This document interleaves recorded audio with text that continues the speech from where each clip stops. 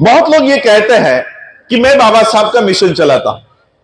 बहुत लोग ये कहकर संसद तक भी पहुंच गए, राज्यसभा में भी बैठे हुए हैं कि मैं बाबा साहब का मिशन चलाता हूं। बाबा साहब का मेन मिशन क्या है पता है? ये मैं नहीं कह रहा हूं, बाबा साहब ने ही उनके ही जीवन में ये कहकर चले गए। यही वही मैं बुकमार्क करके रखा हूं।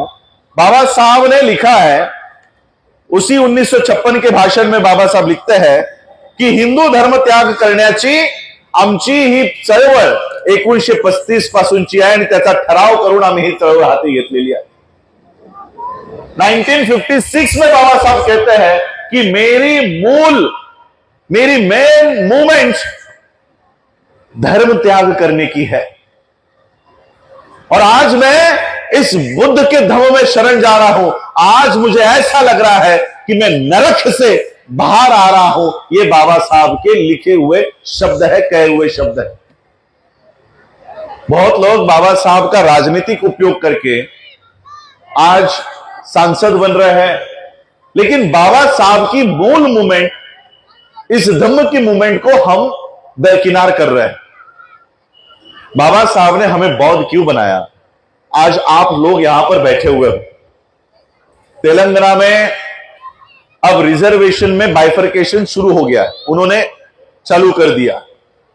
अब एससी का रिजर्वेशन ए, बी और सी में बढ़ गया है। वो महाराष्ट्र में भी होगा और धीरे धीरे अन्य राज्यों में भी होगा। इनका कहना क्या है कि रिजर्वेशन जो अनुसूचित जाति को मिला है, ये रिजर्वेशन लेके एक ही जात के लोग अपनी प्रगति कर रहे हैं, हम नहीं कर पा रहे। फॉर एग्जाम्पल महाराष्ट्र का लेता हूं।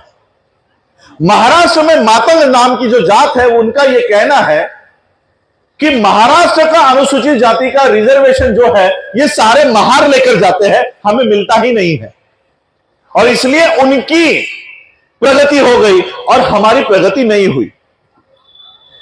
अनुसूचित जाति का जो रिजर्वेशन दिया गया है, उसमें कहीं पर भी ये जॉब महारों को मिलनी चाहिए ऐसा नहीं लिखा है।